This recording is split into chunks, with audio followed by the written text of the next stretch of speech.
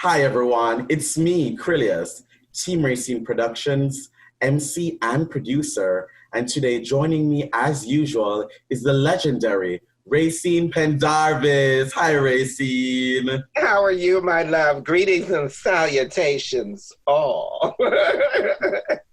Hello. We are here with one of our amazing, wonderful, beautiful lights in our community, someone who I am so honored to call a friend, someone who is a sponsor of the Ask Rayceen, the CEO of DCHomos, the one, the only, José. Thank you for having me. We get to pick our fan. The fan, the legendary noise. fan. And I'm so glad that all of us here, have this fan. We're giving them a trifecta of this fan today. And it's especially fitting considering that you are here. And, I remember when I was back in college and I first, came up on the DCHomos Twitter account. And, I was a new DC homo myself.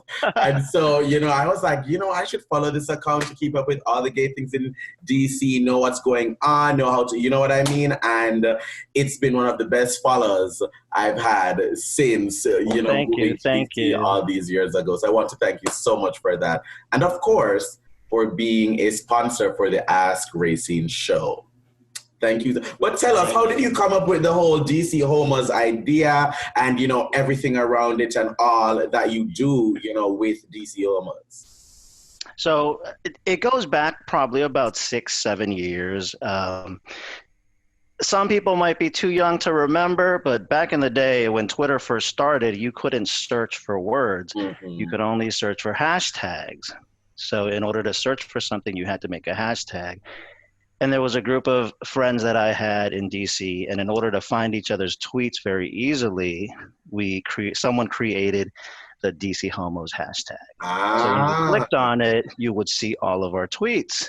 And as I got more popular, I wanted to separate my personal Twitter account and post about where we were going to meet up. And it became a large group of people. Like when we went to a bar, it would be a dozen of us, 15 of us that would show up just by using that hashtag on, where we were going to meet up. And eventually I made an account to try to post where we were going to be. And the account never really picked up, but I still kept it. And then right around the time of marriage equality, there really was a lack of information and news out there for everyone about what was going on, what were our rights. Every state had different rights as far as marriage equality. So we started putting out news. The following grew and grew and grew. So we pull from different news sources, people that we know. The mayor follows us, lots of other people. So it gives us visibility, and we can amplify, voices that we feel need to be heard. So where we are now is using that platform to amplify those voices. And a couple of years ago, I was going through some medical issues, and I was at home, and I had nothing else to do but to tweet. So Rayceen reached out to me, and I had never really gone out to live tweet an event. I don't know if it was Rayceen or Czar.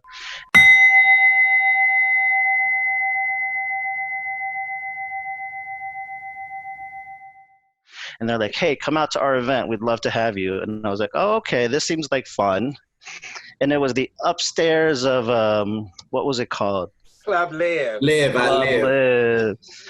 And I show up, and I was like, wow, I had moved here from Miami 10 years ago, and, the visible part of the gay community in DC, I don't think is the majority, Yeah. So I got involved with, the kickball people, going out to the regular clubs.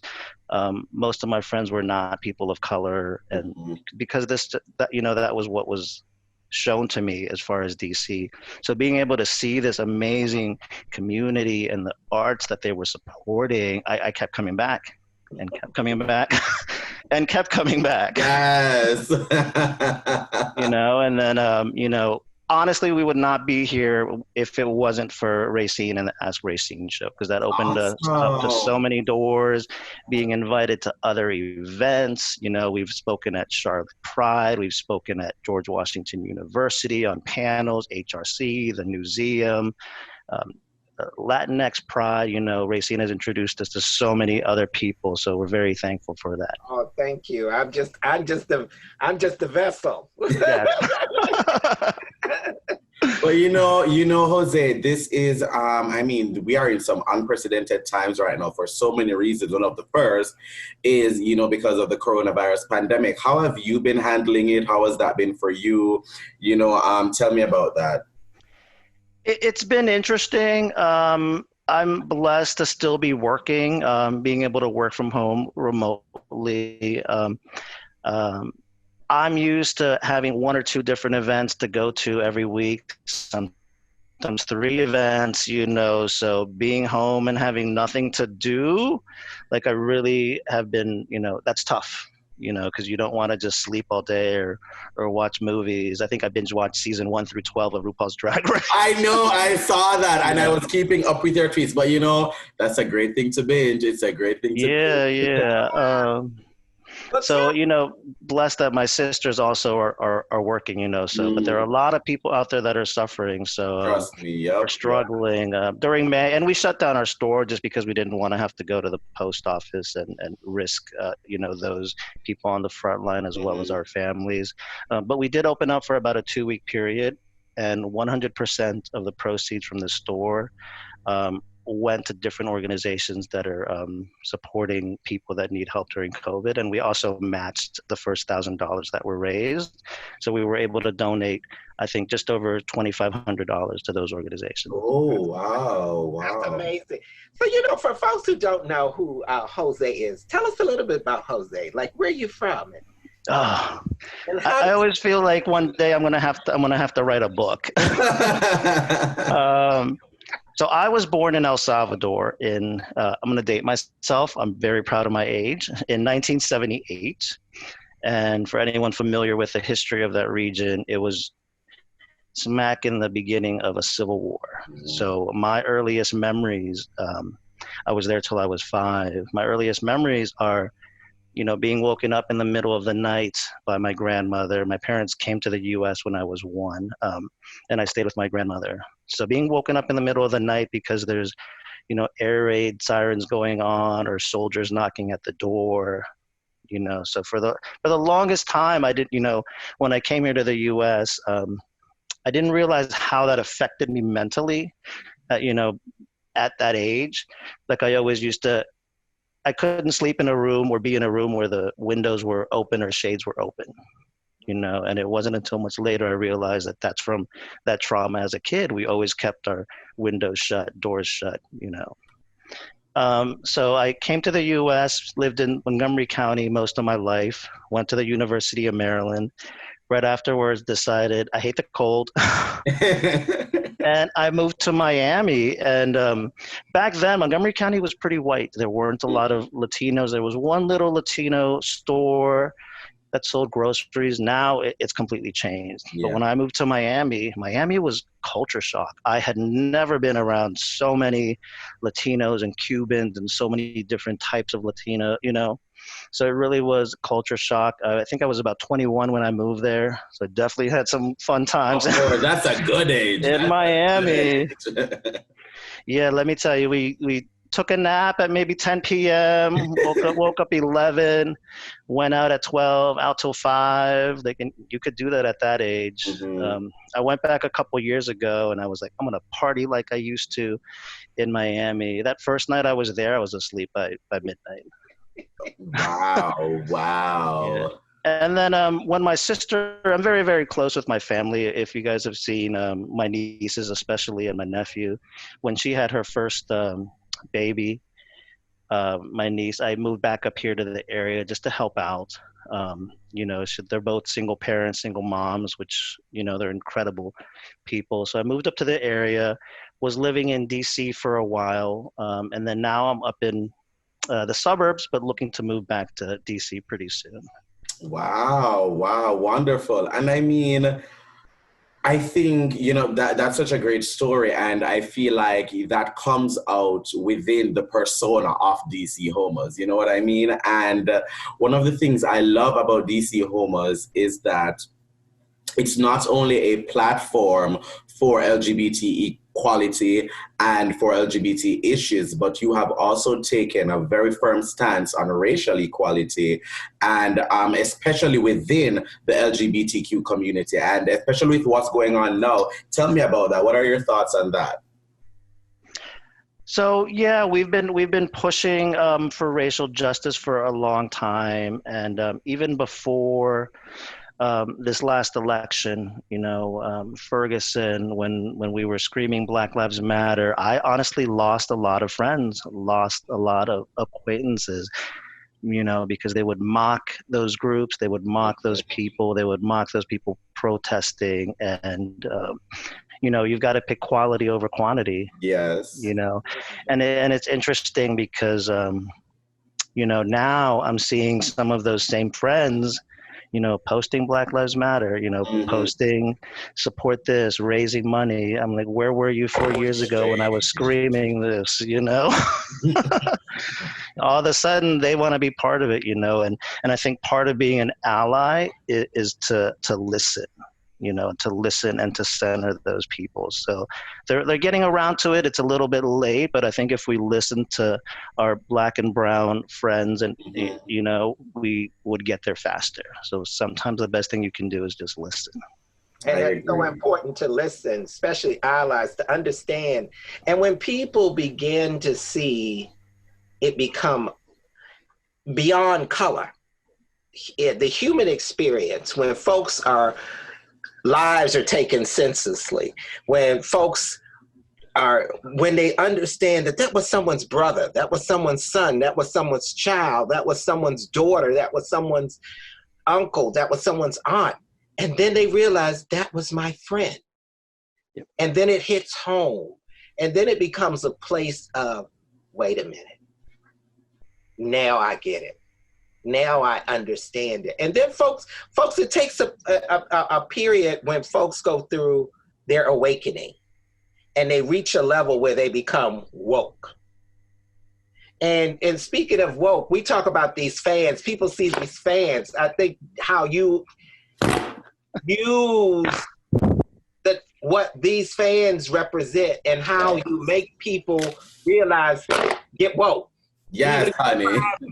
So tell us about these fans. I think it's so important. Tell us about everything in the stores, actually. The pins, the fans, everything. So for those of you that don't know the history of this flag, it's called the More Color, More Pride flag, also known as the Philly Pride flag. And about 3-4 years ago, Philadelphia, I love Philadelphia. My best friend used to live there. I used to go up there a lot. They went through an incredible period where there was so much discrimination in queer and gay bars, restaurants, so incredibly blatant, like they didn't even try to hide it, to the point that the city had to get involved, the mayor had to get involved and put every single gay bar and restaurant through racial sensitivity training. Like that's how extreme it got. So Wow. The city's LGBT group decided to, make their own flag. They wanted to be heard. And that year they raised that flag at City Hall. And it really exposed a lot of division in the gay community. Yes, I got called so many incredibly racist names because, we were posting that flag. We were promoting that flag. So many white gays were incredibly, incredibly angry. Black isn't part of the rainbow. They wanted to make it all about themselves instead of really listening. If you want to be an ally again, you really need to listen. So we saw a really big need, and people wanted to promote that flag. And the products just weren't out there, and there's no copyright to it. Philadelphia said, here's templates for the graphics, feel free to make your own stuff and spread this flag everywhere. So we had these fans custom made. We also have some pins that are custom made that we design, all types of things. And now we see that More Color, More Pride flag I've seen it as far as New Zealand, you know, LGBT side, New Zealand, Australia, you know, Europe. Gay Men's Chorus here in DC started using it very early on. You know, Capital Pride this year, HRC, you know. And you know, and listen, I love it so much because I remembered 4 years ago, you know, when this kind of started, and I said, I don't think it's gonna catch on. I don't see it catching on. And now to me, it's just a regular, normal thing. It's just, it doesn't even look different. It doesn't look, it's just the regular, normal thing. And I love it. And I feel like, especially for me, you know, DCHomos promoting this flag and promoting this, you know, normalize it to many people, especially in the region that follows you and that follows DCHomos and all of that. So, I mean, thanks for that. Thanks for helping, you know, with promoting this flag, definitely. Yeah, and you know, a big shout out to I know if you know Louis from the Gran Varones, he was one of the people instrumental in getting. He was there when this flag was raised in Philly. Wow! You know, so he was a big part of getting this flag out there as well. Yes, I love him. He's such a historian for everything. I don't know how he does what he does. You know, it's amazing. We're going to reach out to him soon. We definitely will. Yeah, you're gonna need a couple hours for him. Right? Well, Jose, before we let you go, please let our audience know how they can follow you and how they can get access to the store and all of that before we close out. So we are at DCHomos on Instagram, on Twitter. If you search for DCHomos on Facebook, you will find us as well. DCHomos on Snapchat, just everywhere. And as far as the store, it's still open. We're shipping packages, and we are using that money. I think we've donated to 7 or 8 different frontline organizations. You know, Black Lives Matter, a couple different bail funds as well. You know, a couple years ago, when I first moved to DC, I really centered around volunteering. You know, I thought that's how I could make a difference. And I sat down with a Black Lives Matter activist and said, you know, what can I do to help? And they said, you know what, we need money. You know, it costs money to travel from city to city. If you can't give your time, you know, donate, you know, tell your friends to donate. If you can't give, do that retweet, you know, it'll help. Maybe it'll reach someone that can donate, you know. So we have been using the store to donate to all those different groups to keep that movement going. Awesome. And we thank you so much for all that you're doing in the community. Thank you so much for being a legacy sponsor, the legacy sponsor of the Ask Rayceen show. And thank you for joining us today. Rayceen, take us out. I'm glad to be here. We're happy to have you. And most of all, thank everyone for watching.